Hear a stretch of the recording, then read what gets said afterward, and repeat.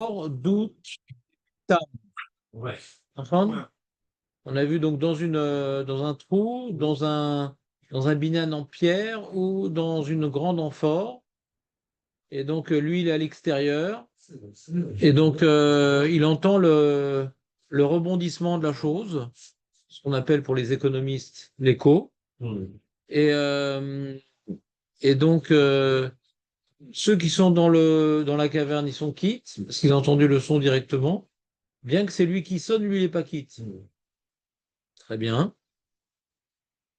Ça, c'était facile, Marco. Tu as commencé par ce qui était facile. Mais là où ça se complique, par contre, ouais, bon, ça aussi, c'était facile. C'est que celui qui passe à côté d'une synagogue, im kiven libo yatsa, veim lav lo yatsa. Af al pi chez shama veze shama, ze kiven libo veze lo kiven libo.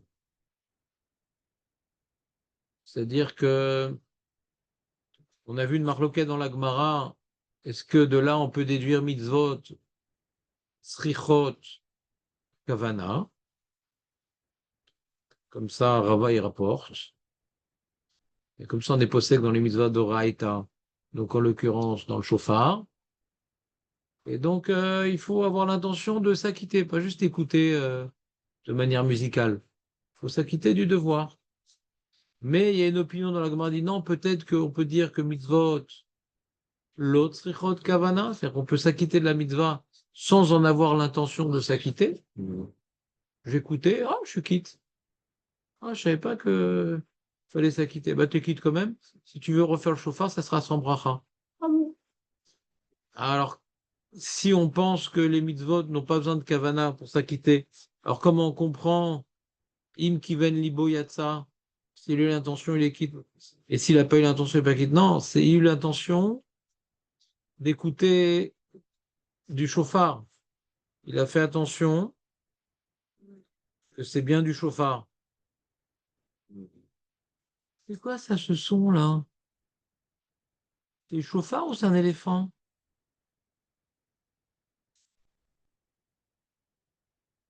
Il dit, c'est tellement loin, il dit l'anglais, c'est so far. Ouais.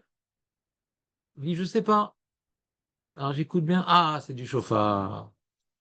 Il a eu l'intention de s'acquitter ça? Non. Mais il s'est appliqué à écouter. D'accord? Pour bien être sûr que c'est du chauffard. C'est ça la kavana, d'après la deuxième opinion dans la Gemara. Là, Mishnah nous dit qu'il faut avoir une kavana. De quel type de kavana on parle? Ou bien on parle kavana de s'acquitter. Facile. Mais non, kavana, j'ai l'intention d'écouter le chauffard. Pas de m'acquitter de mon devoir. J'ai l'intention d'écouter, pas de m'acquitter. Tu vois la nuance, Léon, ou pas?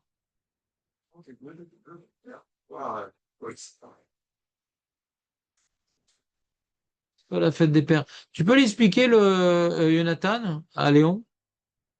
Je sens que c'est la cravate, la barbe comment dirais-je, l'impressionne. Ou bien t'as pas compris, toi non plus. Faut bien distinguer. Pour écouter, il faut bien distinguer. Oui, d'accord, mais il y a un niveau, il y a deux niveaux. Est-ce qu'on a besoin du premier niveau ou même du deuxième niveau? C'est sûr que quand maintenant j'ai l'intention d'écouter pour m'acquitter, je sais que c'est un chauffard, c'est sûr. Est-ce que maintenant j'ai besoin du deuxième niveau, de vouloir en plus m'acquitter? Peut-être que le seul fait déjà de faire attention à bien distinguer, c'est du chauffard ou de l'éléphant? C'est un mec qui se mouche ou un mec qui sonne dans le chauffard? Il y a une opinion, et ça suffit déjà, je suis quitte. Même si je voulais pas m'acquitter du devoir. Le fait d'être sûr d'avoir entendu le chauffard, ça m'acquitte déjà. Non, c'est pas clair. Je sais pas quoi faire pour Léon. Une question très simple. C'est quoi le minimum syndical pour être quitte d'une mitzvah? C'est quoi le minimum syndical pour être quitte d'une mitzvah? Est-ce que maintenant, pour être quitte d'une mitzvah, il faut faire l'acte sans avoir réfléchi birklal à ce qu'on a fait? Comment? C'est le premier niveau le plus. C'est quoi le premier niveau? Le Kavana de ça. Mais non, c'est pas le premier niveau, c'est ça la marloquette. C'est pas le premier niveau, c'est ça la marloquette. Premier niveau, j'ai fait l'acte sans avoir Ah, Aucune réflexion. Quoi, c'est le dernier jour où on se voit ce mois-ci comment je vais faire? J'aurais dû mettre un nœud pape. je vais faire.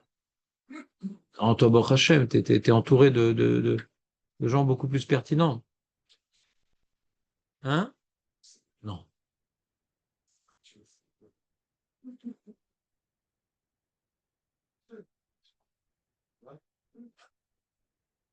L'intention de? Non, non. L'intention de? Non, Non. Il y a un niveau avant. c'est le fait de. Écoute, Comme un brel. bon, ça va, c'est le cheval. Comme un brel, j'écoute le chauffard. Dis-moi, chérie, est-ce que c'est Philippe qui se mouche ou bien c'est David qui sonne du chauffard? Écoute, ah, c'est du chauffard, ça. Il a l'intention de s'acquitter de la mitzvah quand il a dit ça, le mec? Non. Il a juste fait attention à ce qu'il écoute. J'entends pas très bien. Il était conscient de ce qu'il fait, ce qui se passe. Oui, mais c'est pas que c'est une mitzvah. Ouais, Il veut pas se rendre quitte d'une mitzvah, il veut juste écouter. Et moi, j'aime le son. Je suis un passionné de son. Alors, c'est quoi comme son, là, chérie? C'est un chauffard, quitte. Si après je reprends un chauffard, je peux faire la bracha. Première opinion. Rava, il est collègues dit non, ma pitom, il faut avoir l'intention de s'acquitter. Je sais pas comment vous l'expliquer. Je vois que ça n'a pas été clair hier. Maître Baruch, c'était pas clair hier? Il faut intervenir. Ne vous laissez pas mener par un rabbin bâclant. Marco, c'était clair pour toi par contre? J'en ai un au moins, mec, qui suivent. Il y a combien de skis entre là? Je t'entends pas bien, il fait beaucoup de bruit, Nathan. Il y a combien de skis? On veut dire un Nérotse, le 7 il est Chova, Tu veux le dire, tu peux le dire, Marco, si t'as pas tellement d'amis avec qui tu peux parler. Mais t'es pas obligé de le dire, le penser suffit. Alors les mecs, ils font les chamichoutes pour être sûrs. Et le plus marrant, c'est le mec qui lit les chamichoutes sans comprendre ce qu'il dit. Ça, c'est le gag. Et tout ce qui est dans le sidour, même la scamote.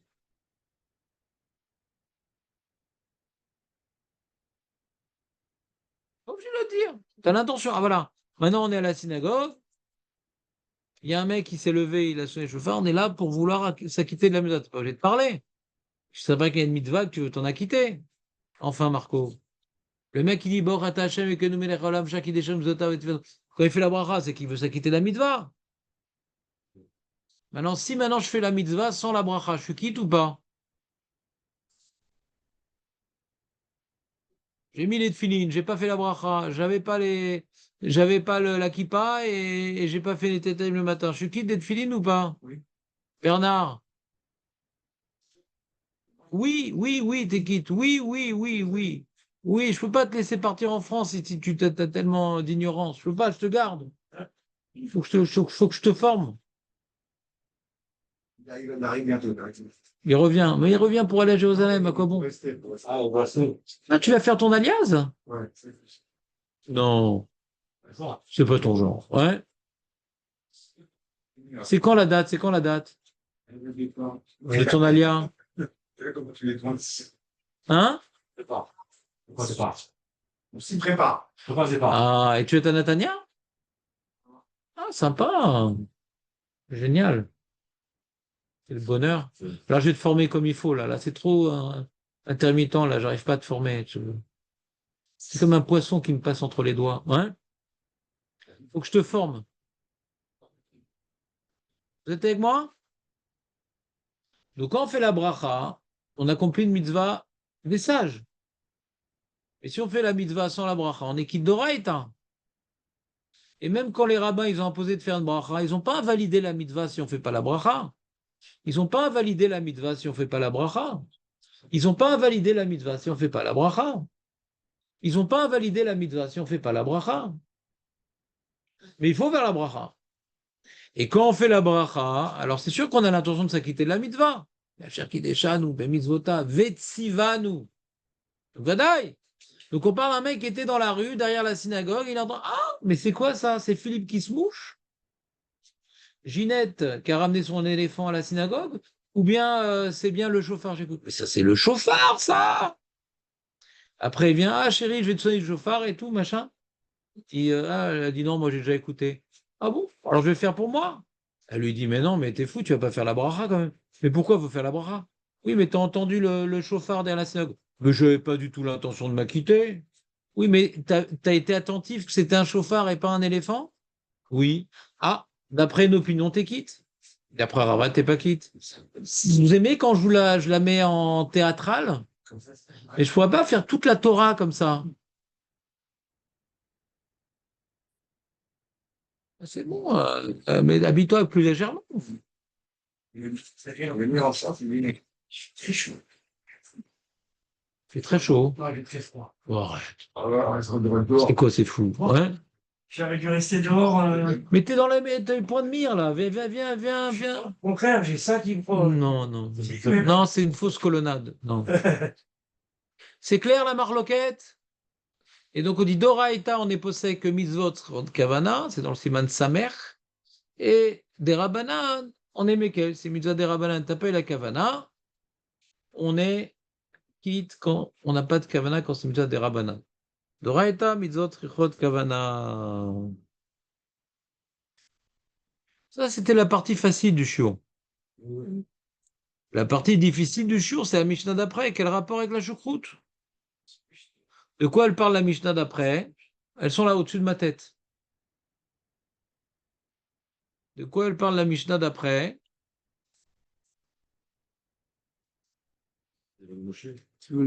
Les mains de Moshe, ou la main de Moshe. Disposé. Ouais.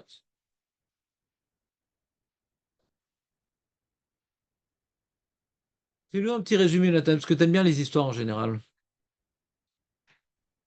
La guerre avec Amalek, Parashat Béchalach. Et il a envoyé Yoshua faire la guerre. Il est parti au Moshe. Voilà, sur la colline. Giva, ça s'appelle. Giva, fais pas genre Ivrit, parce que ça avait mal finir. Donc sur la colline. lorsqu'il levait les mains, il y a la guerre, levait les mains, baissait les bras. C'est vraiment. Mais c'est une expression. C'est la pression, c'est. Hein? Pas des morts, pourquoi des morts? Ils étaient fatigués, ils se faisaient un peu blesser. Des morts? J'ai pas vu des morts, moi. Attends. Mais qu'est-ce qui nous a tué des gens, Léon? Enfin. Oh, Léon, c'est sanguinaire, espèce de sanguinaire. Comment on va faire? Et alors, première question, je sais pas, c'est quoi, de quoi parle cette Mishnah? C'est quoi cette histoire? De quoi on parle? Parce que la Mishnah, elle pose une question. C'est quoi la question de la Mishnah? T'as rapporté la paracha maintenant. Maintenant, la Mishnah, elle pose une question, il y a une réponse. C'est quoi la question et c'est quoi la réponse? Les bras de Moshe qui menait la guerre. Et qui la perdent ou qui la perdent? Voilà, réponse? Non. On va y regarder vers nous. L'Israël, quand il regardait vers Moshe, il regardait vers le ciel. Et ils assujettissaient leur cœur vers notre Père qui est dans les cieux. Regardez. Regardez. Alors, c'est quoi qu'ils regardaient en haut? Oui. Ouais. Et pourquoi quand ils baissaient les bras, alors c'est leur prière qui a influencé, c'est pas quand ils baissaient les bras. C'est que Moshe, il avait abandonné. Vous comprenez la question ou pas? Mhm. C'est la question qu'on a posée hier. Mhm. Alors il y a Nissim, donc bon, en fin de compte, il est parti dormir. Nissim, lui, il a donné une explication de certains Charonim que non, c'est-à-dire quand on priait, ça donnait des forces à Moshe. Et quand on priait pas, alors du coup, il n'avait plus de force de tenir ses bras. D'accord? Et on a vu que c'était faux. Pourquoi c'est faux? Parce que ça ne nous explique pas tellement les mots de la Mishnah, on aurait dû remarquer à l'envers. Il y a marqué quand il regardait. Quand je mange Mistaklim, clapé main là, ah oui, Gabrim. La Torah, elle aurait dû dire. Parce que dans la Torah, il y a marqué Vaya Kacher Yarim Yado, Machin Gavar Israël. Pourquoi on fait dépendre la victoire aux mains de Moshe? Ça dépend des Bnei Israël. Les Bnei Israël entraînent les mains et les mains la victoire. Et les mains, elles ont pas. C'est plus un reflet de la prière, les mains. Elles font rien, les mains. D'accord? Et donc, on a rapporté l'explication du Tosfot Yom Tov que non. Que Moshe, quand il levait les mains, il priait.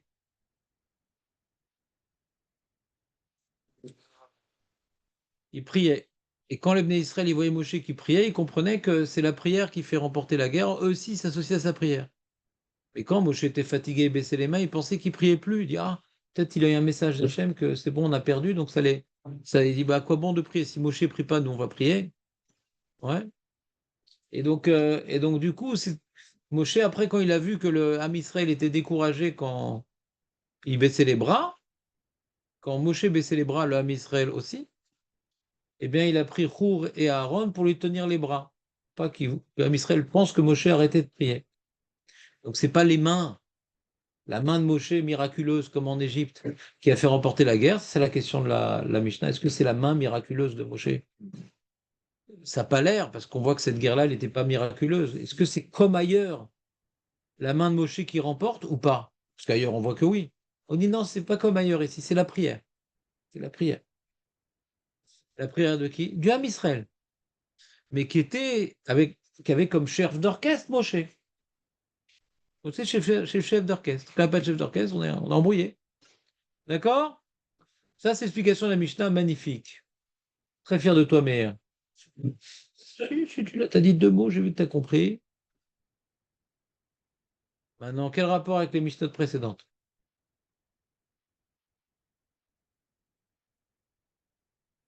Qu'est-ce qu'on nous a planté cette Mishnah en plein milieu de Kavana?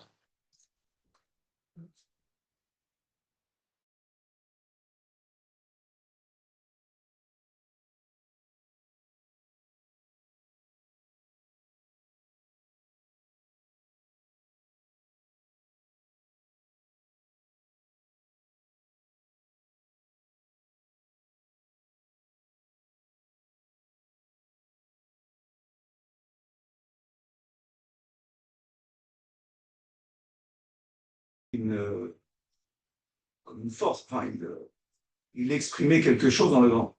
Dormait aussi. Je me venge. Oui, vas-y, continue. Et donc, quel rapport avec la Mishnah d'avant? Tu vois qu'il faut une Kabbalah. Là, il faudrait être écouté, le monde va quitter. On voit qu'on peut faire un acte. Ah, on peut faire un acte, voilà. S'il n'y a pas de Kavana, on n'est pas quitte. D'accord? On peut faire la guerre. Si on n'est pas mitkaven à Hachem, elle se passe mal. Donc, on voit que ça ne suffit pas de faire des actes. Il faut aussi avoir une Kavana. Donc, cette Mishnah-là de Moshe, elle confirmerait l'explication de Rava que Mizot Srot Kavana. Mais d'après l'autre Amora qui dit Mizot l'autre Srot Kavana, on ne comprend rien. Oui. Il faut savoir c'est un chauffard ou un éléphant, quel rapport? Donc c'est la question d'Acharonim. Comment on comprend la liaison entre les deux Mishnayot d'après l'opinion que la Mishnah d'avant, on ne parlait pas de Mizot Srot Kavana. Juste, est-ce que c'est un chauffard ou un éléphant? Ça, c'est la question. Il y a différentes réponses qu'on a vues qui sont moyennes, donc je ne vous embrouille pas. Mais en tout cas, a priori, comment dirais-je, l'organisation des Mishnayot l'une après l'autre renforce l'opinion de Rava que Mitzvot Srot Kavana. Renforce l'opinion de Rava que Mitzvot Srot Kavana. D'accord? Très bien. Maintenant, la fin de la Mishnah nous parle des serpents qui ont demandé. Bernard, parce que tu vas quitter la France, donc tu es particulièrement spécialisé en serpents. Ouais? Donc, c'est quoi l'histoire des serpents? Raconte-nous. Quel serpent? C'est un vrai serpent qui a regardé? Bravo. Tu t'appelles pas Bernard. Oui, mais je J'aurais fait drôle sur ta tête. Ouais? Voilà, mets-toi en dessous du compartiment à légumes. Coupe-toi les cheveux plus courts. Pourquoi tu es chaud? Ce qu'il en reste. Ouais?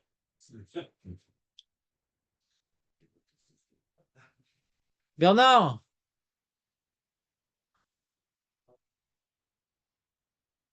Quel drapeau? C'est pas Emmet Maout. Mais non! Mais non! Il s'est trompé entre bannière. Ouais. Ouais. Et bâton sur lequel a été sculpté, soudé, en cuivre, une forme de serpent en cuivre. Je crois que c'était une bannière, non? C'était vraiment ce. Ah bah oui, C'est en cuivre, les amis. Oui, oui. Une bannière, Oui. parce qu'il y a marqué, ça a été élevé. Donc un mec, il a dit ici, comme une bannière. Comme une bannière, mais c'est pas une bannière. Ah, j'ai entendu bannière hier. Ben non, ni bannière, ni Ah, bannette. donc c'était le bâton qui a été sculpté. C'était pas le bâton qui était sculpté. Autour du bâton, comme dans la pharmacie. Vous n'avez pas vu la pharmacie? Oui, oui. Il y a un serpent. C'est marrant parce que tu vois, au début, la Mishnah, c'est Moshe qui est debout, et après, on a pharmacie. C'est marrant parce que le. Merci. Donc, vous êtes avec moi? Oui, Le bâton, pas de berger, le bâton, oui. avec serpent en cuivre. En cuivre. Pas le bâton en forme de serpent, mais c'est pas possible, les mecs. On va changer de langue, on va parler en latin si déjà personne comprend. J'ai rien compris. T'as un bâton. Et au-dessus du Oh, bâton? non, mais t'as jamais vu une pharmacie? C'est pas possible. J'ai pas vu de pharmacie. Bon, un chèque, je pense. J'ai pas besoin de ça. Attends, tu sais que j'ai pas besoin de Korach, mais je le connais quand même. Ouais. Super, je vais le comprendre. Il m'a fait voir la photo. La photo. Ah là là, heureusement qu'il y a des Mishnot pour des enfants de 8 ans. Ouais, je ne connaissais pas le. Vas-y, montre-lui toutes les photos depuis le début. La pharmacie. Mais t'as vu? Tu pensais que c'était le. Non, je pensais que c'était tout en haut. Enfin, montre-moi la photo si je suis d'accord déjà. Non, parce que attends, si c'est en plus de ça, c'est pas bon. C'est faux en général, les photos. Ah, c'est inquiétant. Ça, c'est. Donc c'est sur le bâton. Ouais, En haut. ouais. Ça part du bas, ça fait comme ça. Non, monsieur. On va voir. Voilà, ne crois pas là, tu vous êtes ben, Mais qu'est-ce que ça change en haut, au milieu? Parce que c'est un grand bâton. Mais d'où il sait le mec? D'où il sait le mec qui a fait le dessin?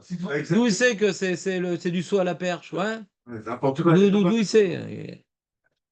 Si, il fallait dire que tout le monde le voit. Ben d'accord, il s'est mis sur une colline encore. Ah oui, c'est vrai. C'est tout, ma baya. C'était en haut. Non, faut voir, faut approfondir le verset. Ce que mettre le bâton, il faisait 3 mètres de haut. Je sais pas. L'odeur. En tout cas, il y a un serpent qui l'entourait, d'accord? Oui, Est-ce que c'est une petite pharmacie, une grande pharmacie? Je sais pas. d'accord.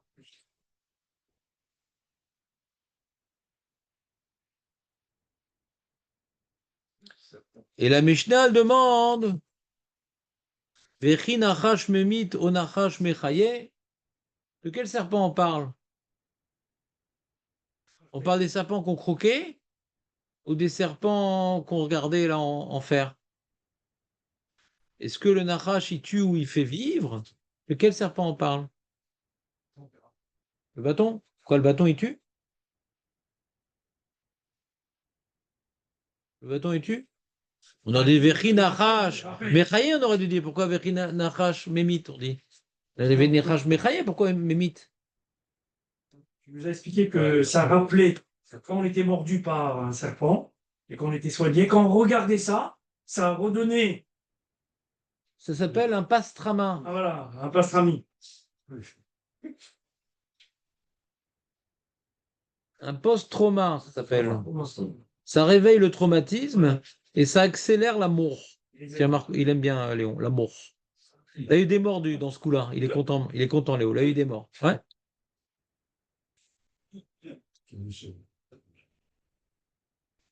Tu te rappelles dans Lucky Luke? Il préparait déjà le Voilà. cercueil.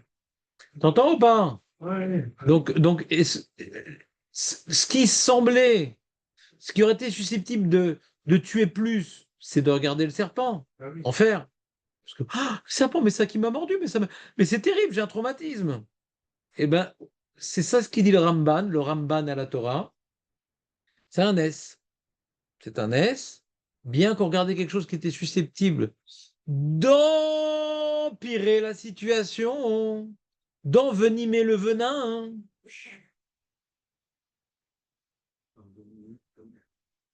Le fait que Moshe nous ait dit de regarder, parce que Hachem nous a dit de regarder, on fait confiance à Hachem, alors c'est ça qui nous guérissait. C'est ça qui nous guérissait. C'est pas parce que c'était en haut qu'on levait aussi les yeux en l'air, vers le ciel. C'est possible, ouais. Ah. Mais là, je comprends pas tellement le Ramban d'après ça. Ah oui, effectivement. Dans les mots de la Mishnah, ça a l'air d'être comme tu dis. Vechi nachash memit o nachash mechaye. Et là, bisman, je serais mistaklim klape ma'ala ou mishabdim et libam laviam sheba shamayim. Ayu mitrapim. Je comprends les mal, là. Ils regardaient le serpent selon l'ordre de Moshe et donc ils se subordonnaient à Kadosh Baruch Hu de regarder le serpent. Comme ça, je rajoute dans la Mishnah pour que ça puisse correspondre à l'explication du Ramban. Sinon, je ne comprends pas. D'accord? Et après, on dit Chere Shoite Vekotn, l'enfant, le dub, le sourd, le dub et l'enfant. En Motzim et Arabi Midechobosn. D'où on apprend, Jonathan, que la mitzvah du chauffard, c'est pas de sonner, c'est d'écouter. D'où on apprend? La preuve. Capitaine Caverne, ouais. Dans la caverne et à l'extérieur. Son intérieur, c'est une pipe. Parce que Voilà. Ils ont entendu. Donc la mitzvah, c'est d'entendre. D'accord? Et pas de sonner. Donc là, si c'est un katan qui sonne, peut-être qu'on est quitte. T'entends ou pas? Si, j'ai éteint. tu vas avoir la savane. T'entends ou pas? La cabane. T'entends ou pas? Oui. Parce que la mitzvah est d'entendre, Jonathan, pas de parler. Regarde. La cabane, non, magnifique. Ouais, non, la cabane. C'est-à-dire que, d'après ce qu'on a vu que la mitzvah elle est d'écouter, on pourrait croire que peu importe celui qui fait du chauffard, on pourrait croire, peu importe celui qui fait du chauffard. J'ai entendu le chauffard, c'est le but. Si la mitzvah est sonné, alors celui qui sonne, il doit être bar mitzvah. D'accord? Si la mitzvah d'écouter, peu importe de qui t'écoute, ben non, c'est pas comme ça que ça marche. Et une mitzvah d'écouter, une mitzvah réalisée par quelqu'un qui est chayav aussi d'écouter. C'est pas une mitzvah qui se fait d'elle-même. Il faut écouter un chauffard sonné par quelqu'un qui a le devoir d'écouter aussi. Et comme l'enfant n'a pas le devoir d'écouter, alors on ne peut pas s'acquitter de son chauffard. Lui, il a juste mélangé avec un autre sujet, Jonathan. Si on a posé la question, on a dit, mais d'après l'opinion que mitzvot lotzrichot kavana. D'après l'opinion que mitzvot lotzrichot kavana. Parava. Pas l'alacha. Malgré tout, il est d'accord que celui qui sonne doit avoir l'intention d'acquitter. C'est-à-dire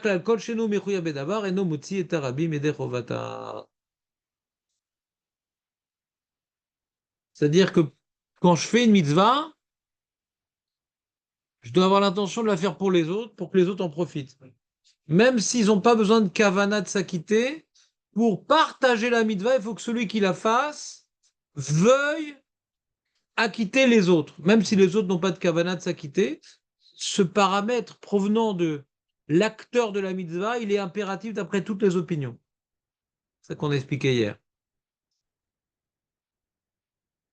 Le mec qui s'ouvre dans la synagogue, là, me plairait, mais je pas conscient. Bah, le katan, il est conscient, mais il n'est pas tout. Il est conscient, mais il n'a pas l'obligation. Il est katou, le katan, il n'est pas tout. Il n'est pas tout. À 12 ans et demi, comment tu peux comprendre que la veille de sa bar mitzvah, il peut pas, et le lendemain, il peut? Je te parle d'un katan qui n'a pas 13 ans. On parle de ça.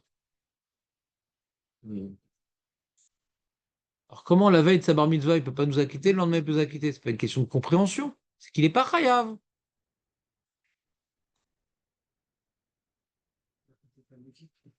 Comment? Non, non. Comment c'est possible? Non, il a un déclic, il a un déclic. À quoi, hein? Il a un déclic, il a 12 ans et 29 jours, il est 12 ans et 13 ans et un jour, il a un déclic, clac. Bon, tu prends des clics et des claques et tu vas arrêter de dire des choses pareilles. La pharmacie, hein,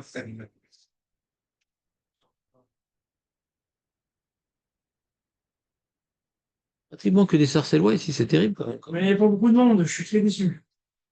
Ouais, il est machin. C'est la rentrée. Jusqu'à quand c'est la rentrée, hein. Non. Oui, il est. C'est qui Eli? Ah, Non, mais lui, il a des enfants en bas âge. ils ne sont pas encore rentrés à l'école. Ouais. Ça le problème. Bien. Sa femme, elle travaille? Oui, parce que j'ai compris. Hum. Parce que je suis parti, mais il était avec les enfants, je lui ai dit. Bon, il y a- Ouais. Mais c'est pas grave, vous profitez, vous. Oh, shit. Faut penser aux autres. Tout le monde est écrit pour moi. Donc, on a fini le Perek Gimel.com. Maintenant, on va commencer le Perek Revi'i, mais on va sauter. Bah oui. Tu vas faire tout seul, tu peux, hein, Marco, il t'explique. Donc, Perek Dalet, Perek Dalet, c'est une Mishnah. on arrive à la Mishnah normale. Si je me rappelle bien, c'est la Mishnah E. Eh. Ouais, Seder Brachot. ouais. J'ai le livre.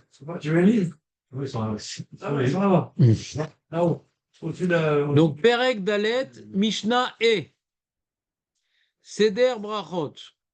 Omer Avot, ou Gvurot, Au-dessus. ou Dushat Hashem. Voilà. Bon, allez, prends-en deux. Bon. Parce qu'il y a Bernard qui en veut une. Ne fais pas tomber ça sur la tête. Ouais. Oh là là. Là, je te fais voir bien. Là, je te fais voir. Bien. Léon, viens. Montrez à Léon, parce qu'il risque de rester dans Betsal pendant un mois encore. Ça, je te fais voir. C'est quel Dalet? Allez. Bah, déjà, Rosh Hashanah, c'est un bon début. Voilà. Attends, c'est Moed qui l'a pris? Il n'a pas pris Moed, Marco. Oh là là, c'est chaud. C'est terrible. Ils vont nous passer le guide Michelin et ils vont le lire. Ouais. Oh là là. Ah, J'ai vite fait. On va changer de Marco, ça continue. Ouais, C'est tout ce qu'il y a. C'est Moed. Ouais, c'est Moed. Ouais, ouais. Moed, tiens, Ouais. allez. Moed, il y a Moed aussi, non? Go critiquer Marco. Ah, C'est bon, Zraïm aussi. C'est Zraïm et Moed. Razak, Marco. Très Moed. Ouais, il faut bien. Mais c'est où? Tu peux disposer. C'est bon, Moed, c'est bon, Moed. Rosh Hashanah. Rosh Hashanah. Ouais. Ouais. Mais qui c'est vrai, je vois, c'est 1h45. Ouais, je fais la Hachava. Voilà. Faut accélérer. Là, on a de la Torah à étudier, là. Ça c'est en terminal pour les. Bof. C'est bof. C'est-à-dire, Mincha. Non, t'es fou, quoi. C'est pas là, c'est. Tu vas remplir, toi. Ma place. Non, mais c'est nul ici. Trop rapide, tu vas être paumé.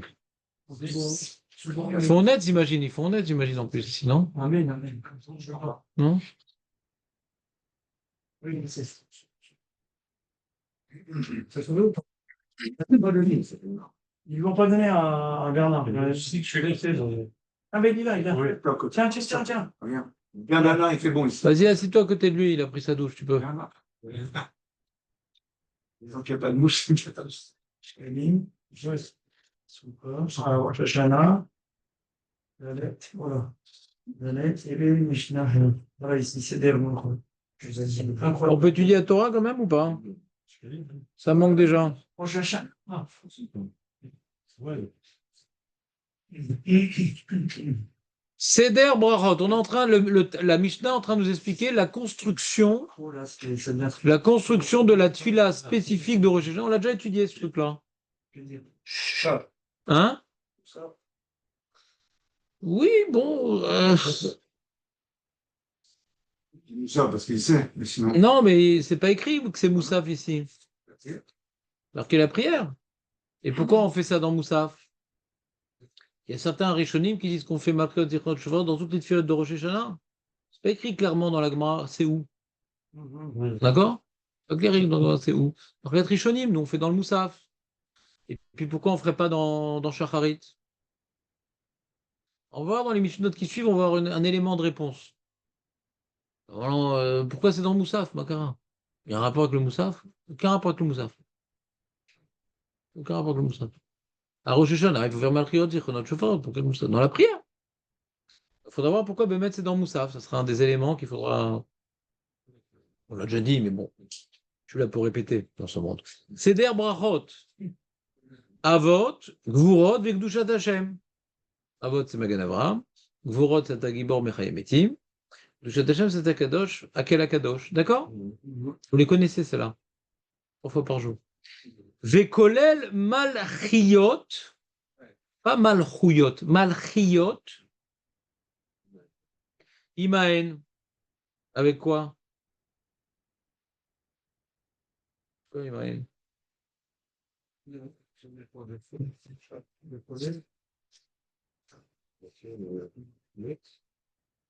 C'est quoi Imaen?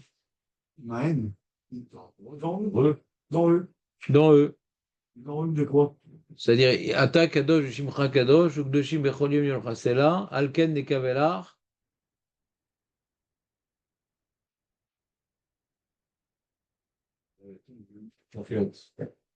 Malchiot, c'est quoi Malchiot? Vous avez déjà fait Malchiot dans le Moussa, vous, par exemple? Je sais pas le mot. Les anges. Quoi? Les anges? Ah, les vues. On va revenir au berceau. Les langes, ouais. Le Malchiot. Meler. Ah, mais... Meler. Nous, la Khatima des Malchiot dans notre Sidour, c'est Mekadesh Israël Veyom Hazikaron, Meler al Kol Haaretz, Mekadesh Israël Veyom Hazikaron, Meler al Kol Haaretz, Mekadesh. Même les Tunisiens tordus, ils font ça. Ouais. C'est vrai. Où est-ce que commencent ces Malchiot? C'est quoi Malchiot, Zichronot, Shofarot? Les Chachamim ont imposé de dire 10 psukim de Malchut, 10 psukim qui mentionnent la notion de Zecher, et 10 psukim qui mentionnent la notion de Shoifor. 3 psukim de la Torah, 3 psukim de la Teilim, 3 psukim des Nevim, on finit par un pasuk de la Torah. Ça fait 10. 3 fois 3, 9 plus 1, ça fait 10. Ça, c'est Malchus. Qu'est-ce qu'il y a? T'as trouvé un sidour de Rosh Hashanah? Alors, qu'est-ce que tu cherches? Non, non, on ne parle pas de pénitence ici. Les portes du... Non, on parle de... On parle de Rosh Hashanah. Pendant la Sarvet Tchouva, on ne dit pas Makriot Zichronot Shofarot. Il ne va pas nous faire ça non plus pendant... Ni à Kippour, on ne dit pas Makriot Zichronot Shofarot, ni à Kippour. Il y a un Kippour, par contre, on dit Makriot Zichronot Shofarot. Il y a un Kippour. Lequel? Yovel, Chazak ou Borkenatan. Il est bon, celui-là. Il prend des coups, mais il est... Ah, il en prend plein. Il en prend plein, mais... Et ça forme la jeunesse. Ouais. D'accord? Donc, malgré Zichronot Shofarot, nous, les Juifs, on le... Nous, les Juifs, on le fait que dans le Moussaf, nous, ce truc-là. C'est pas écrit dans la Mishnah, mais comme ça, nous, on fait à la Khalema. Donc, il dit, oh, mais Rav, le Moussaf de Rosh Hashanah, il est long. Il est long. Il est très long. Alors, il faut savoir le décomposer, le Moussaf, pour qu'il soit moins long. C'est vrai. T'as pas reçu le livre? T'as reçu le livre? Je donnais le mail, mais je ne reçois rien. Je vais être obligé de me plaindre. Qu'est-ce que ça donnait? Bon, j'ai donné mon mail pour recevoir. Mais tu payes pas, faut payer. Ouais. Attends, le mec, faut payer. Là. Je suis en train de donner, j'ai l'impression d'être les restos du cœur. Faut payer. Chaque 500 shekels. Les gens qui payent, ils ont une place privilégiée à mes côtés. Ben, c'est comme ça que ça marche de nos jours. Tu payes, je te fais une version même avec dédicacé. Ouais, si tu veux. Tu peux même mettre du rouge à lèvres, je t'embrasse sur le livre. Je te marque ma biche comme ça. C'est bien, ça va voir. Tov. Tu as fait un livre là-dessus? Bah oui. Incontournable. Non, c'est vrai, c'est mon plus beau livre, je pense. Et donc, je sais pas s'il m'en reste. Je vois. Tu pars quand, toi? Tout à l'heure. Tu pars quand dans la Gaule profonde? Dans la Gaule profonde, le 9. Ah, dans 11 jours, d'accord. Très bien. Donc dans le Moussaf qui est très long, donc on commence normal, machin. Bon, dans les tfilotes de Rosh Hashanah Yom Kippour, on rajoute Oufren. Je vais faire un petit résumé, parce que je vois que... Oufren, c'est quelque chose qui n'est pas écrit dans la Gemara. C'est un rajout des Géonim. Tu n'as pas besoin de mettre toute son énergie sur ça. C'est un rajout. C'est introduit à Melech HaKadosh. Donc on parle de la Géoula en plusieurs étapes, etc., etc. Mais ce n'est pas fondamental. C'est un rajout des Géonim, Oufren. D'accord? D'ailleurs, à Rosh Hashanah, maintenant on fait plus vite la tefila. Tu as vu même les Le Mosef est un peu plus rapide, parce que j'ai accéléré un peu les Oufren. Je ne mets pas toute mon énergie là-bas. Parce qu'on a compris les différentes étapes, machin. D'abord les Goïms qui reçoivent sur eux Alo Malchut Shamaim quand le Mashiach va dévoiler Hachem, et puis après le Ham Israël qui va se retrouver sa place, les tzadikim qui vont se réjouir, et puis après l'Olam Haba, et il n'y aura plus d'Yetzerara, machin. Donc c'est un peu une description en 3 étapes de la Géoula qu'on attend impatiemment. Ça, c'est les Oufren. Ça, on laisse ça de côté, puisque la Mishnah n'en parle pas, ni même la Gemara, ni même les Midrash. C'est un rajout des Géonim. D'accord? Très bien. Donc on le fait, on est obligé de le faire. Mais si quelqu'un il a oublié de dire les Oufren, par exemple, il les quitte. Tu comprends ou pas? La Chalema assez, tu as oublié de dire Oufren, tu quittes. C'est pas Meakev, c'est un rajout des Géonim. C'est comme Zochenou le Chaim aussi, c'est un rajout des Géonim. Tu l'as pas dit, tu quittes. C'est un rajout des Géonim. Il faut savoir que les prières que nous disons, elles ont été instituées par les Géonim. C'est pas le plombier qui se ramène et qui fait ses petits tuyaux. C'est eux qui ont institué les tfilotes. Enfin, c'est eux qui nous ont transmis le Nossar des tfilotes. Donc, quand on dit qu'ils ont rajouté, je ne sais pas à quelle époque, peut-être qu'ils ont reçu ça de leur maître, un élodéa. On n'a pas tout l'historique des choses. Mais ça vient de eux, les tfilotes. D'accord? On a un sidour de Rav Amram Gaon, qui nous a transmis. Voilà. Et on a le Nossar du Rambam, il y a des petites nuances. Et on a un sidour qu'on n'a plus en vérité, mais on en a des bribes. C'est la Gnisa du Caire. Il y avait 2 grands minagim très différents, les Juifs de Babel et les Juifs d'Israël. Et les Juifs d'Israël, ils étaient plus influencés par le Talmud Yerushalmi que par le Talmud Babli. Et leurs filotes, elles étaient différentes. Et ça, on n'a pas tellement de résidus des filotes Yerushalmiot. Et grâce à la Gnisa du Caire, alors on voit les nuances. Moi, j'ai un livre sur mon ordinateur qui rapporte tous les résidus qu'ils ont trouvés avec Gnisa du Caire. Et comme ça, je compare un peu pour voir. Parce que quand ça, je vois une idée des fois dans le Babli, je ne comprends pas bien. Je dis, ah, tiens, c'est marrant, il n'y a pas dans l'Yerushalmi cette idée-là. C'est peut-être un ridouche, c'est peut-être pas l'essentiel de la bracha. Quand je fais des pirochim sur les filotes, je regarde si c'est une marloquette ou le babi rocher, c'est pas essentiel, c'est un rajout. Vous comprenez ou pas? Ça, c'est globalement les sources de nos prières. Oufren, c'est un rajout des Géonim, très bien. Il y a plusieurs opinions dans les Rishonim. Il y a certains, je crois que le Rambam, il dit de faire Oufren toute la semaine, la Sarim et Tchouva. Parce que Oufren, ça introduit Amelech HaKadosh. Donc, comment on dit Amelech HaKadosh toute la semaine? On fait Oufren toute la semaine. On a le minag uniquement à Rosh Hashanah et Yom Kippour. Les 3 prières de Rosh Hashanah et les 5 prières de Yom Kippour. Ouais. Les 4 prières de Rosh Hashanah et les 5 prières de Yom Kippour, eh bien, on fait Oufren. C'est tout. Alors, c'est un Rishonim, c'est toute la semaine. Parce que c'est quelque part une introduction à Melech HaKadosh. C'est une description de quand est-ce qu'Hachem va être reconnu comme étant le Melech, c'est la de Lavo, et donc on fait cette description-là dans les Oufren. Laissons de côté les Oufren, c'est pas dans la Mishnah. Contre, la Mishnah nous parle des rajouts institués par les sages. Et c'est une institution des sages qui est assez lourde de conséquences, parce que les sages la trouvent tellement importante, ce rajout qu'on appelle Malchiot, Zichronot, Shofarot. C'est tellement important ce rajout qu'ils viennent déduire leur takana des Rabbanan à partir de versets. Quand maintenant ils cherchent une asmarta, ils cherchent des versets pour poser les bases de leur takana, c'est que c'est une takana chashuva. C'est pas sur n'importe quelle takana qui viennent rapporter des versets. C'est-à-dire, c'est pas d'oraïta, donc les versets en vérité parlent d'autre chose. C'est pas d'oraïta, donc les versets parlent d'autre chose. Mais ils ont voulu s'appuyer sur des versets pour qu'on comprenne mieux le fond de leur takana. Il y a un lien quand même avec le pasouk. Vous me suivez ou vous êtes déjà... Non. C'est bon? Donc il y a marqué dans la Torah, Vaikra Kav Gimel, ouais, Zichron Teruah. Zichron Teruah. Et donc de là, on apprend Zichronot, on apprend Shofarot. Zichronot, ouais, c'est la bracha qui se termine en disant Zocher Abberit. Et Shofarot, Shomia Kol Shafar, Ayom, Berach, Hamim, etc. D'accord? Ça, c'est Shofarot.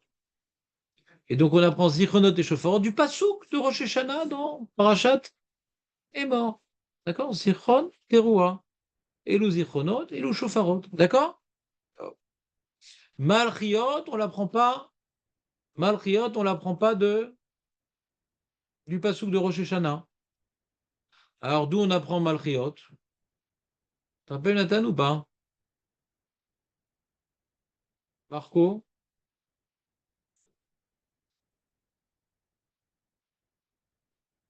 Hein? Non, c'est pas écrit à Torah, mais les fous.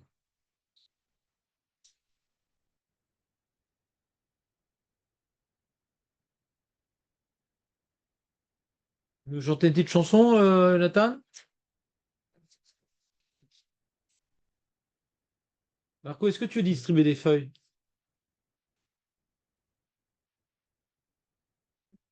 Il n'y en a pas assez pour tout le monde normalement.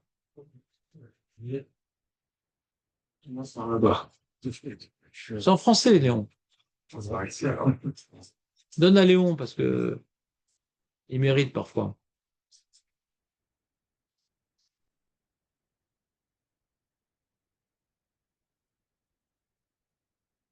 Non, t'as mal plié, c'est mal.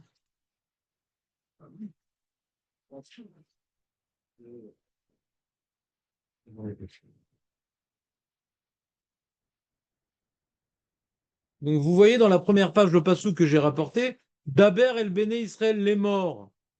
Il adore ça, Léon, les morts. Daber el Béné Israël les morts. Chodesh Hashevi'i, Be'echad la Chodesh Yelachem Shabbaton, Zichron Teruah Mikra Kodesh. Vous voyez le passouk ou pas?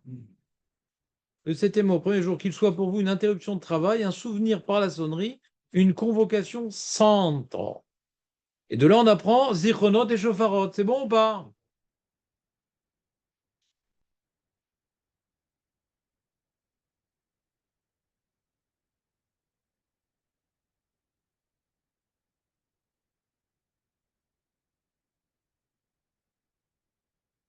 Où j'ai mis ça? Regardez, c'est le deuxième enseignement qui nous apprend la source du devoir de dire les malchiot. Il rapporte une discussion entre Rabbi et Rabbi Yossé Rabbi Yehuda. L'essentiel de leur discussion a été rapporté dans la note. Voyons la note. Le verset duquel Rabbi déduit le devoir de dire les versets des Malchuyot, il y a 10 versets de Malchuyot à dire, se trouve juste avant le verset duquel les sages ont déduit les Irchonot et Shofarot. C'est-à-dire, on a vu le verset dans est mort, d'Aber el Ben Israël qui parle de Rosh Hashanah, le verset juste avant qui parle de Shavuot, le verset juste avant qui parle de Shavuot, c'est de là qu'on déduit les Malchiot. Après avoir décrit le service dans le temple à Shavuot, particulièrement destiné à célébrer et reconnaître que nos moissons ne proviennent que de la bonté divine, le dernier verset se termine par une loi qui n'est plus liée à la fête de Shavuot elle-même, ni même au service dans le temple. En effet, il est écrit, c'est le verset juste avant Rosh Hashanah. T'es dans la note, Bernard, ou pas? Ah, pourquoi tu fais comme ça? T'es perdu? Vas-y, dis-moi. Une seconde. Une seconde. Ne récolte et ne ramasse pas tout. Laisse aux pauvres les coins du champ et les 2 gerbes qui te tombent de la main, car je suis l'Éternel ton Dieu. Ani Hashem Elokechem. Donc juste avant Rosh Hashanah, il y a marqué Ani Hashem Elokechem. Ça ne parle pas de Shavuot. Alors c'est vrai que Shavuot, c'est Chag Aka. Tsir. C'est la fête des moissons. Et donc, la Torah qui nous rapporte la fête des moissons en profite pour rappeler une halakha qui est liée aux moissons. Quand tu moissonnes, fais gaffe, prends pas tout, laisse pour le pauvre. Et qu'est-ce qui m'impose à faire un truc pareil? Moi, je suis chez moi, là, c'est mon champ, je fais ce que je veux, je suis chez moi. Ani Hashem Elokechem, je suis l'Éternel ton Dieu. Obéis! Juif, obéis! Je suis l'Éternel ton Dieu. Et après, juste après avoir dit les mots Ani Hashem Elokechem, on commence le passouk de Rosh Hashanah. Donc le passouk de Ani Hashem Elokechem ne parle pas de Rosh Hashanah, il est intimement lié à Shavuot, sans parler de la fête de Shavuot. Il est connecté à Shavuot sans parler de la fête de Shavuot. Pourquoi il est connecté à Shavuot sans parler de la fête de Shavuot, Léon? Pourquoi il est connecté à Shavuot sans parler de la fête de Shavuot, Léon? D'accord, il ne suit pas. Pourquoi il est connecté à Shavuot sans parler de la fête de Shavuot, Bernard? En quoi il est lié à la fête de Shavuot sans parler de Shavuot? En quoi il est lié à la fête de Shavuot sans parler de Shavuot? Meir. Sarcelle 3-0. Ouais. Qu'est-ce qui va être Tout dépend de. Je vais redire la même phrase. C'est-à-dire, je vais essayer de parler. Je ne sais pas s'il faut que je parle plus lentement ou vous écoutiez plus vite. J'ai un doute. Ouais. Donc, on va essayer de faire les deux. Je vais parler plus lentement, mais vous allez écouter un peu plus vite. Donc, je vais redire exactement la même phrase. Ouais, c'est pas grave. Il y a Michel aussi. Je reprends. Donc, on a ici la Torah qui nous décrit les différentes fêtes. Shabbat, Pessah, Shavuot. La fête des mois. Et le dernier passouk qui est dans ce paragraphe de Shavuot ne parle pas de la fête de Shavuot, mais est lié à Shavuot. Il ne parle pas de la fête de Shavuot, mais il est lié à Shavuot, puisqu'il parle du moissonneur qui ne doit pas tout prendre et qui doit laisser pour les pauvres. Donc il est lié à Shavuot, mais il ne parle pas de Shavuot. On ne moissonne pas à Shavuot. On ne moissonne pas à Shavuot. On fête la moisson. Et là, on parle d'un mec qui moissonne. Moi, ouais, d'accord? Celui qui oublie le roi, il dit moi et il sonne, d'accord? Non, c'est roi sonne. T'entends pas, Jonathan? Pourquoi tes yeux sont rivés sur le livre? Donc c'est un passouk qui est lié à la fête de Shavuot parce qu'on va parler des moissons, mais ça ne parle pas de la fête de Shavuot parce que Shavuot on moissonne pas. Alors qu'est-ce qu'on veut de ce passouk-là? C'est qu'il y a écrit dans ce passouk-là Ani Hashem Elokechem, c'est la malchoute, le Meler t'impose. Attention quand tu moissonnes, tu prends pas tout, hein? Pourquoi? Parce que je suis l'Éternel ton Dieu. Donc ça, c'est Malchut. C'est clair? Et de là on déduit qu'il faut mentionner des psukim de Malchiot dans la tfila de Rosh Hashanah. Pourquoi? Parce que Rabbi fait ce qu'on appelle une smichut. Puisque il est juxtaposé à Ni Hashem Elokechem au paragraphe juste après qui parle de Rosh Hashanah. Donc on n'a pas en smichut. Ani Hashem Elokechem et on commence Rosh Hashanah. Donc avant de dire Zichron Teruah, tu as Ani Hashem Elokechem, donc tu as Malchiot, Zichronot, Shofarot. Qui ose. C'est clair ou pas? Smichoud pour Rabbi. Bernard, Léon. Oh là, les mecs. C'est vous qui avez Ça va sonner à Rosh Hashanah, ça continue. D'accord? Moissonne est lié à la sonnerie de Rosh Hashanah.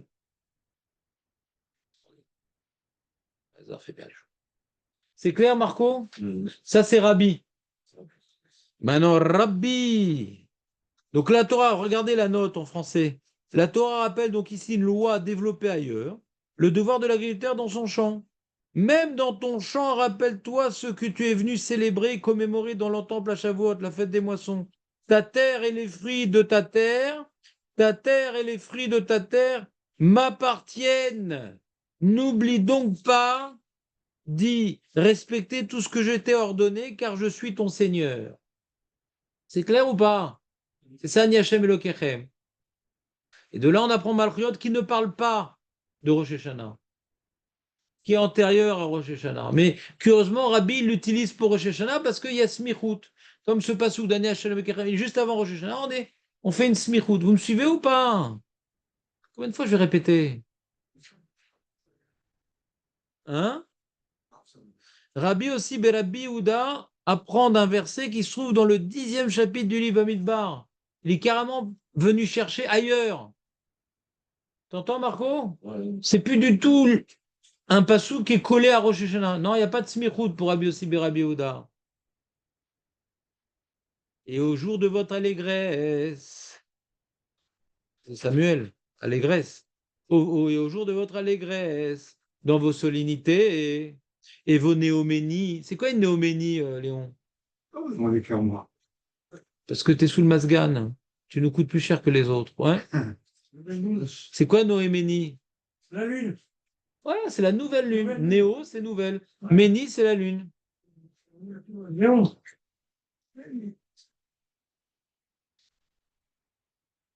Ouais, je sais. Vous sonnerez des trompettes, Léon, pour accompagner vos holocaustes et vos sacrifices rémunératoires. Et elles élèveront vos souvenirs devant votre Dieu. Je suis l'Éternel, votre Dieu. Ani Hashem Elokechem. Donc on parle de Zichronot et de Ani Hashem Elokechem, vous voyez ou pas? Les trompettes sur les corbanotes des fêtes, ça élèvera votre souvenir devant Hachem.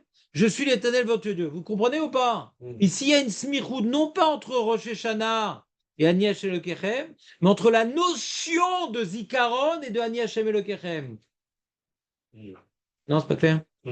Et là, c'est pas une smichoud, c'est une zerachava. Là où il y a marqué Zikaron, il y a marqué Ani Hashem Elokechem. Il y a marqué Zikaron, il y a marqué Ani Hashem Elokechem. Donc, tout endroit où il y a Zikaron, il faut aussi Malchut. Ce verset évoque la notion de Zichronot. Dieu se rappelait de nous favorablement grâce aux sonneries réalisées dans le temple. Mais également la notion de Malchut par les thèmes de Ani Hashem Elokechem. Cependant, la Gemara fait remarquer que ces termes, Ani Hashem Elokechem, par lesquels se termine ce verset, semblent être comme en trop. Elle en déduit un principe général. La Torah a volontairement ajouté ces termes, évoquant la notion de Malchut, pour nous enseigner que tout endroit où l'on doit évoquer la notion de Zichronot doit lui être associée la notion de Malchut. Par conséquent, puisque nous avons appris dans le premier enseignement que nous devons mentionner la notion de Zichronot à Rosh Hashanah, nous devons donc lui associer la notion de Malchut. C'est pas clair, hein? Léon, c'est pas clair. C'était pas. J'ai vu dans tes yeux cette absence, ce vide existentiel, ce trou noir, ouais, psychique. Vous êtes prêts ou pas? Ou je vous endors tous? Je reprends. Il y a ici un passouk en trop dans Bamidbar 10. Il y a marqué où vous sonnerez, hein, et je me rappellerai de vous en bien, dans le temple et tout. Je suis l'Éternel votre Dieu. Et il y avait déjà écrit je suis l'Éternel votre Dieu avant. Donc il y a une sorte de répétition. Donc Ani Hashem Elokechem, il est en trop. Et quand un passouk il est en trop, c'est pour m'apprendre quelque chose. Quand un passouk, la Torah se répète pour un passouk, c'est pour m'apprendre quelque chose. D'accord? Vous suivez ou pas? Qu'est-ce que Rabbi aussi Berabuda veut apprendre de Ani Hashem Elokechem qui est en trop? Il dit ah, t'as vu, il y a marqué Zichronot juste avant? À chaque fois qu'il y a une notion qui évoque Zichronot, que Hashem se rappelle de nous en bien, il faut absolument l'associer, la notion du Zichronot, à Malchuyot, que Hashem est notre Meler. Ça revient à dire en d'autres termes que pour que Hashem se rappelle de nous en bien, hein, pour que Hashem se rappelle de nous en bien, il faut être Mamlich Oto. Pour que Hashem se rappelle de nous en bien, il faut maintenant être Mamlich. Mamlich. Royauté Hashem. Prendre sur nous sa royauté. Comment on est Mamlich Hashem, Marco?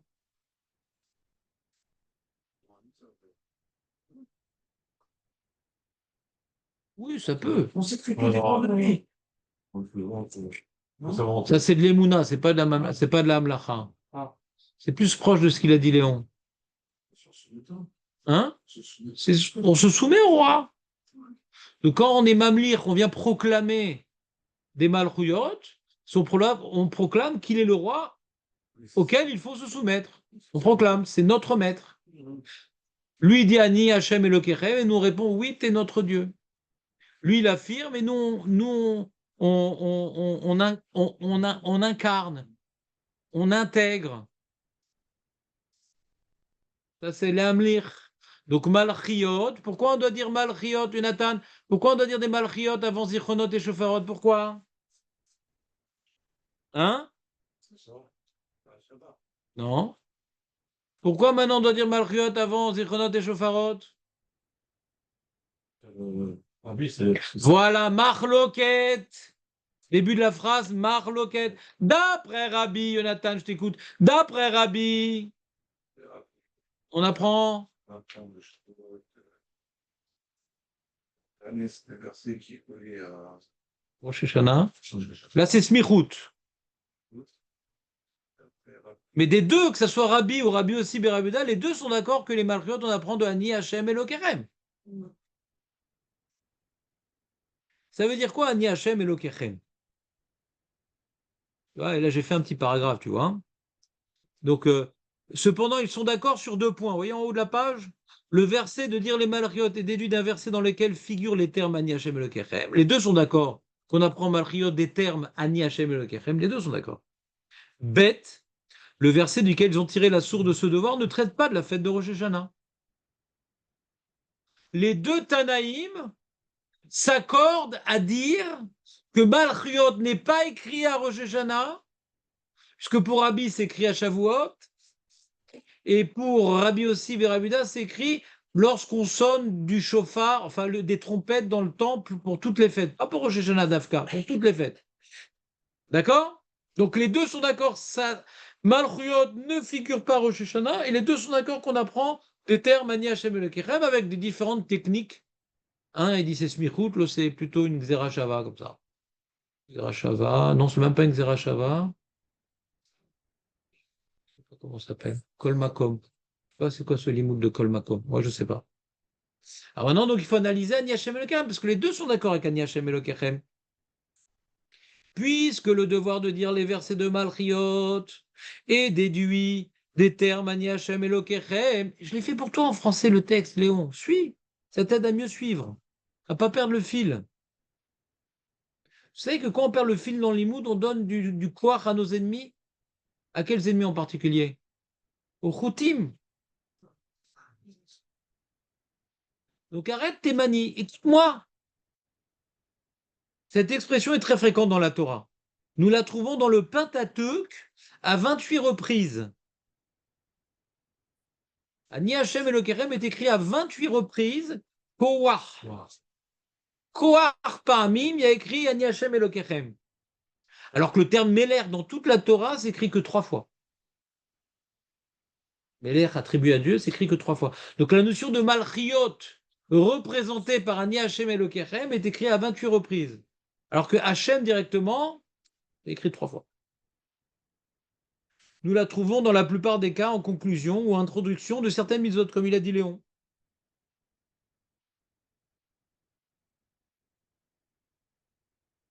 En général. En général, c'est introduit une mitzvah. Qu'on a vu pour Shavuot, c'est une mitzvah. Respecter méchant, ouais, et donner aux pauvres. C'est une mitzvah. Ça renforce une mitzvah. En général, c'est ça, Niachem le Kerem. Mais j'ai mis dans la note 2. Cependant, cette expression n'est pas toujours reliée à un ordre à respecter. Pas tout le temps. D'ailleurs, la première fois que cette expression apparaît, et lorsque Dieu annonce à Moshe les 4 étapes de la sortie d'Égypte. Arba, les Shoné, Géoula.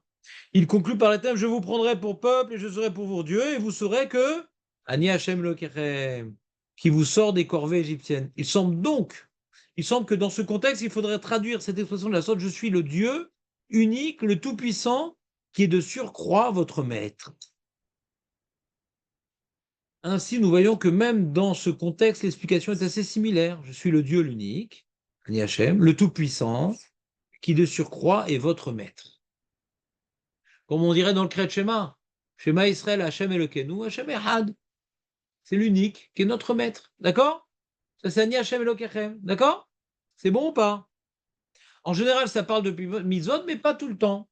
Et on comprend quand c'est lié à des mitzvot, c'est je suis l'unique qui est votre maître, donc tu vas écouter ce que je te dis là. Je t'ai dit, tu ne prends pas tout sur le champ, tu laisses aux pauvres. Il n'y a pas d'autre force dans le monde, il n'y a que moi. Regarde pas les nuages, regarde pas la danse de la pluie des Indiens d'Amérique, il n'y a que moi, il n'y a que moi. Et je t'ai ordonné, tu vas obéir, je suis ton roi. Razak, on continue.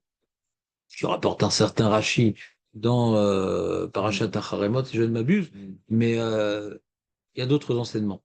Ça peut être lié à ça, il faut vérifier à chaque fois. Ouais, mais très bonne mémoire, Jonathan.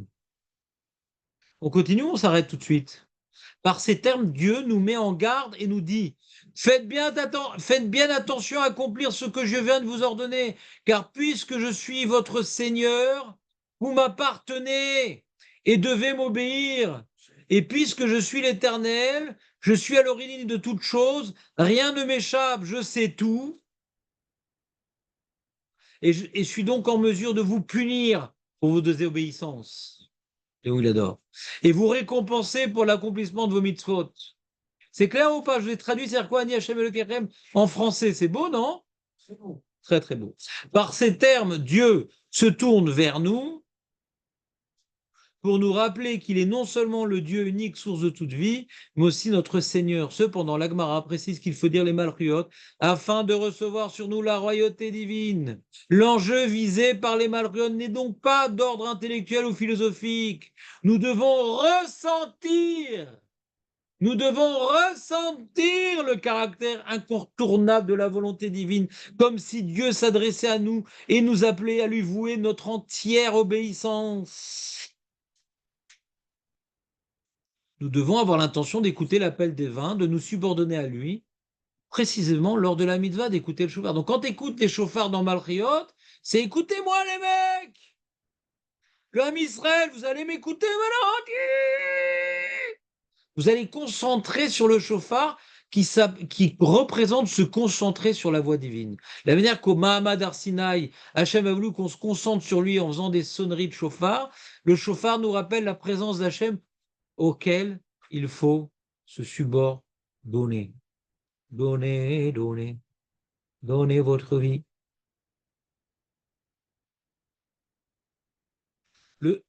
Donc c'est clair, c'est quoi maintenant Malchiot? Obéissez au roi. Obéissez au roi. Il y a dans chaque mitzvot à 28 reprises, machin, mais là, à Rosh Hashanah, on dit obéissez au roi. Mais c'est pas lié à Rosh Hashanah, cette notion-là. Mais il y a des gens, ça s'appelle le juif de Kippour. Il veut obéir le roi dans Asara et Tchouva, il fout rien, il va jamais étudier pendant l'année, il a tefila quand il veut. Quand est-ce qu'il va prendre sur lui une discipline, être réglo? Uniquement Asara et Tchouva. Il se rappelle qu'il y a un roi dans Asara et Tchouva. Il n'a pas étudié la Souga. Malchuyot n'est pas mentionné à Rosh Hashanah, c'est toute l'année, les amis. C'est pas une notion qui est spécifique à Rosh Hashanah. C'est pas une notion qui est spécifique à Sarah et Tchouva. Toute la vie d'un juif, elle doit être accompagnée par la subordination au roi. Shabbat Shalom, Meir. Ouais, je sais.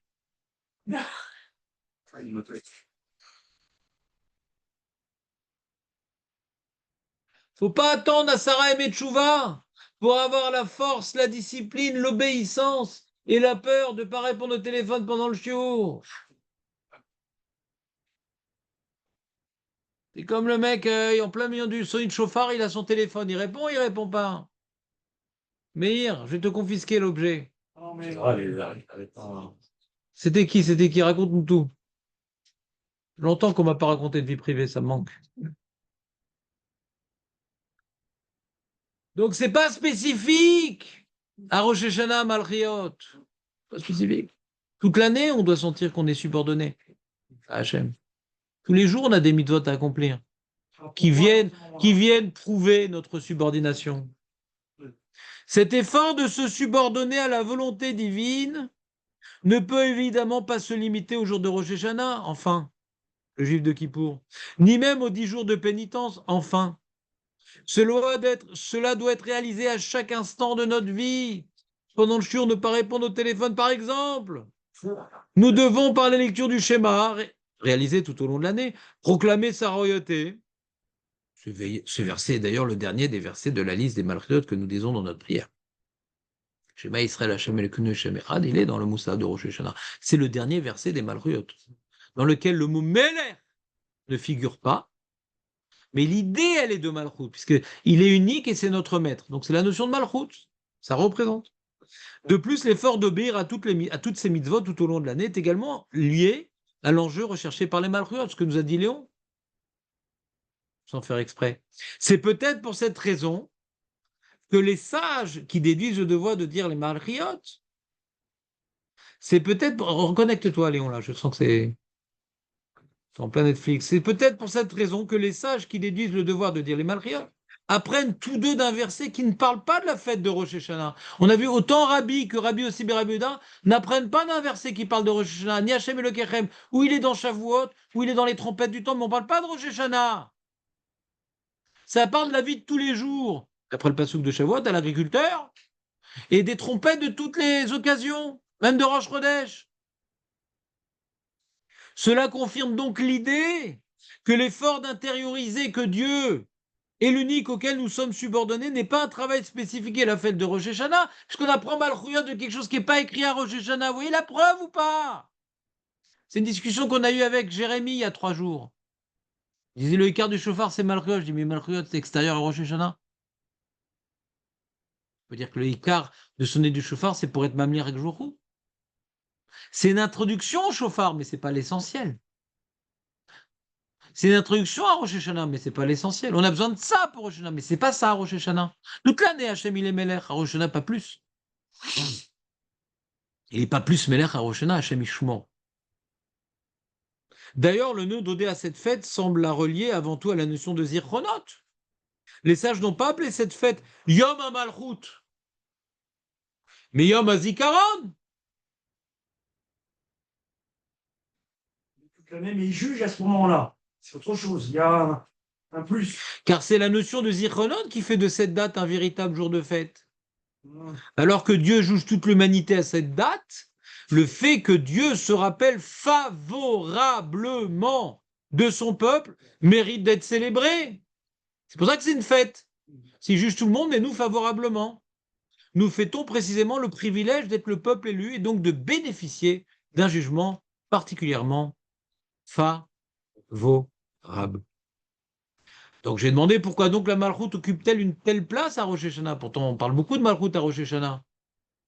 Puisque l'effort de subordonner au roi des rois concerne chaque instant de notre vie, pourquoi les sages lui ont-ils donné une telle place à Rosh Hashanah? En effet, la Gemara a rapporté plus haut écrit que la première étape de notre travail et de notre prière à Rosh Hashanah est de dire les Malchuyot grâce auxquelles Dieu se rappellera de nous favorablement. C'est super important la Malchut. Si on n'est pas Mamli Rekjocho à Rosh Hashanah, c'est pas qu'on n'a rien fait, mais on est loin du but. Même si Dieu de son côté veut nous juger favorablement, c'est très important ce passage, Jonathan. Même si Dieu de son côté veut nous juger favorablement, son jugement est basé sur nos actes. Il veut nous juger favorablement. Il y a un mec qui va, au lieu de crever, il va souffrir. Et un mec, au lieu de souffrir, ça va bien se passer. Mais on peut améliorer le jugement favorable selon nos actes. D'accord? Ça va être moins pire que l'égoïme. Mais on peut faire mieux, encore moins pire. Le fait d'être jugé favorablement ne veut pas dire que quoi que nous fassions, tout va se passer comme nous le souhaitons. C'est pas ça, juger favorablement. Ah, ça va être la fête, les mecs, on peut faire ce qu'on veut, tout va bien se passer. T'es fou ou quoi? Par exemple, dans le cas où une génération se serait éloignée des voies divines, chez Mishmor, il est très probable qu'elle finisse par en subir les conséquences. Et que Dieu soit obligé de lui infliger des chocs électriques pour la réveiller et lui rappeler sa mission. Cependant, même dans le pire des cas, Dieu ne nous abandonnera jamais, il ne prendra jamais un autre peuple pour lui confier la mission des patriarches. Donc il nous juge favorablement pour ne pas nous exterminer, mais ça ne veut pas dire qu'on ne va pas prendre des chocs électriques. Un autre peuple, il l'aurait exterminé. Nous, non. Mais il nous donne des années. Il peut, on l'a vu déjà. Par conséquent, même si Dieu nous juge favorablement à Rosh Hashanah, notre part du travail est de lui donner la possibilité de nous combler de toutes ces bénédictions. C'est en investissant, c'est en investissement dans notre subordination à Dieu, c'est en reprenant le travail des Malchuyot de toutes nos forces. C'est pas en commençant. En reprenant Malchuyot, c'est toute l'année. C'est en reprenant le travail des Malchuyot de toutes nos forces que Dieu nous fera bénéficier d'un jugement des plus favorables. Léon, t'es avec nous ou pas? Tu sais toujours répéter les derniers mots. Car lorsque nous reconnaissons que nous sommes le peuple de Dieu, que nous lui appartenons, qu'il est notre roi, et par conséquent que nous devons nous soumettre à sa volonté, nous redevenons les fidèles descendants des patriarches. Nous pouvons alors pleinement bénéficier du fait que Dieu se rappelle de l'alliance, Zocher Aberit, et qu'il accomplisse en notre faveur tout ce qu'il a promis aux patriarches. Mais pour cela, nous devons tout d'abord adopter le même regard qu'eux envers Dieu. Dieu les a choisis car ils ont accepté de s'effacer devant sa volonté. Ça vous saoule que je lise? Ça aide à la compréhension? Oui.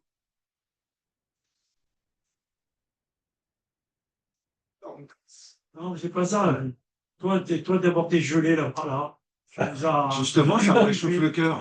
Tu nous as frigorifié. Il est temps que tu retournes à ça. Je l'ai congelé. Ouais, trop petit. Mister Freeze, Léon Friandise. Le peuple juif doit fêter le jour de Rosh Hashanah.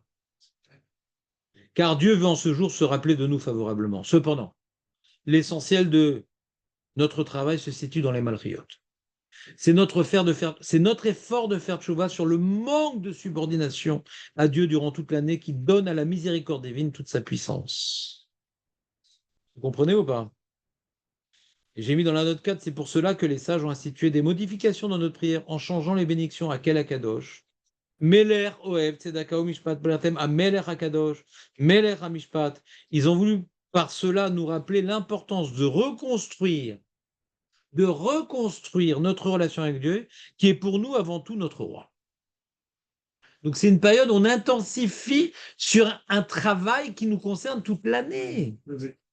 Un mec qui se tient à carreau pendant Asara et Metchouva, c'est pas ça qu'on demande. On demande maintenant, vas-y, c'est une nouvelle année. À quelle heure tu vas étudier chaque jour de la semaine? Combien minimum? Tes yeux, de quelle manière tu vas les garder dans tel contexte? Ta bouche. Tu dois maintenant reconstruire ton obéissance de toute l'année. C'est pour ça que c'est au début de l'année. C'est pas une parenthèse dans l'année, Asara et Metchouva. C'est on renforce les malchuyot qui auraient dû être vécues durant toute l'année pour pouvoir être jugé favorablement. Et quand est-ce qu'on est jugé? Ça sert au Shejana. Comment être bien jugé? En renforçant la malchoute de toute année. Mais comment je peux renforcer la malchoute de toute année? Tu prends sur toi des bonnes résolutions de malchoute pour toute l'année. C'est bon ou pas? Car même si notre subordination à Dieu ne doit pas être réalisée que durant cette période-là, cependant, en Rosh Hashanah, il serait regrettable de ne pas travailler sur ce point particulièrement, car c'est maintenant que nous sommes jugés, et que ce n'est que par notre effort de nous effacer devant notre roi dans tous les domaines de la vie qu'il pourra nous combler de toutes les belles promesses de bénédiction énoncées dans la Torah. En ce jour où Dieu veut juger favorablement, il serait dommage de juste vouloir limiter les dégâts, Léon. Il y a des gars comme ça. Si nous arrivons à lui prouver notre sincérité dans notre soumission à lui, il pourra enfin décider cette année-là, de nous apporter la délivrance finale. Écoutons donc le chauffard, comme s'il s'agissait d'écouter l'appel divin, de suivre ses voies, pour enfin mériter entendre le chauffard de la délivrance, par lequel le roi des rois se dévoilera enfin au monde tout entier. Tout le monde a reçu sa feuille? La première fois de ma vie que tout le monde a. C'est bien écrit parce que vous l'avez déjà lu. C'est un bulletin que j'ai fait il y a peut-être 2 ans ou 3 ans, je ne me rappelle pas. Hein? C'est une souga de Youn qu'on a fait pendant un mois quand même. C'est les fruits de la souga, ça s'appelle. Donc comment tu résumerais, Bernard? C'est quoi la question, c'est quoi la réponse? Puisque Bernard, c'est ton dernier jour de ce mois-ci avec nous. Il revient. Il y a une question et il y a une réponse. C'est quoi la question? Toute l'année, il n'est pas juste froid, vraiment, des jours. Razak, Léon, on te garde. Léon Friandise, on te garde. Ouais. On va passer le chasse à l'époque. Et donc, on a illustré cette question-là qu'il est roi toute l'année par le limoud des Tanaïm.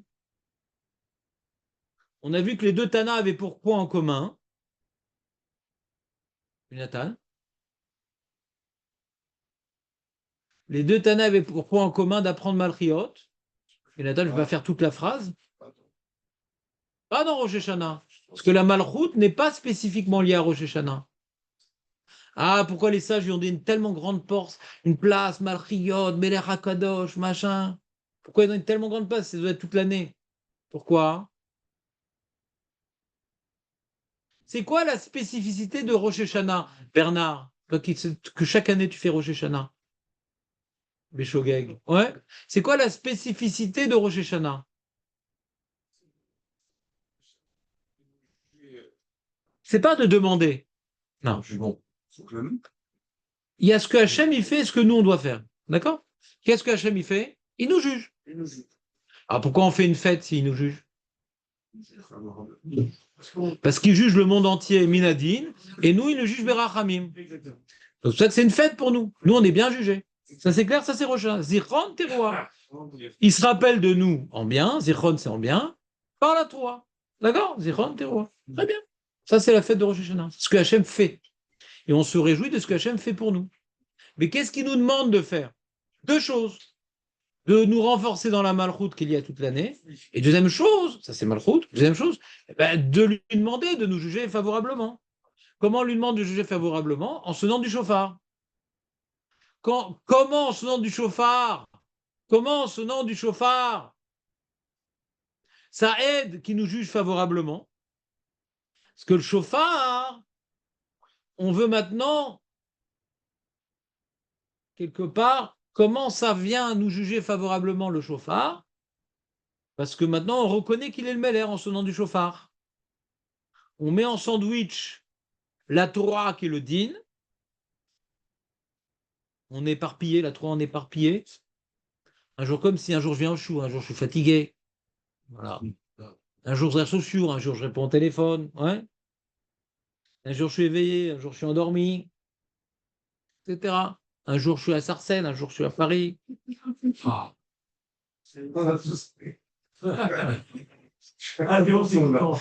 Non, Maître Babili Ashkenaz, c'est tous les jours pareil. Voilà, saute.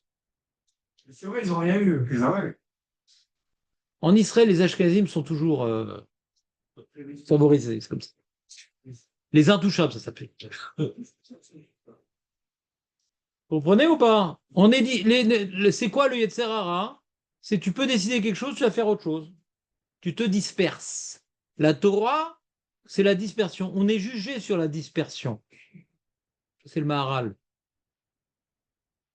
La Tkiya, c'est arriver à être concentré sur soi-même et de concentrer sur Hachem. C'est l'Yetzer Hatov. Donc sonner du chauffard, c'est de prendre sur moi un joug. Pas le joug du Yetzer Hara, c'est un joug le Yetzer Hara, on le subit. Hein. Le mec qui n'arrive pas à fumer, il le subit. Le mec qui n'arrive pas à s'arrêter de mettre en colère, il le subit. C'est un joug, la colère, la recherche de plaisir, la cigarette, de laisser courir ses yeux. Tout ça, c'est une subordination, c'est plus fort que nous, c'est un joug. Il faut remplacer ce joug dans l'autre joug, disait l'autre.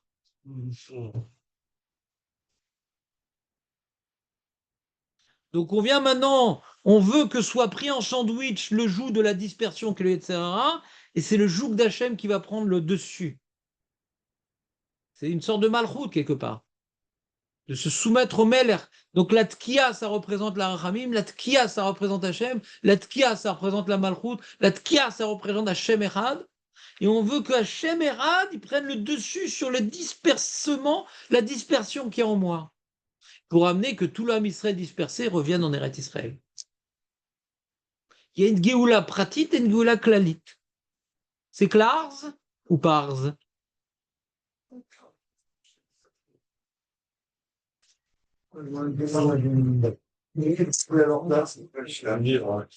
En place. Bon, Je vous laisse alors. Hein. il reste une question. Ouais. Maintenant,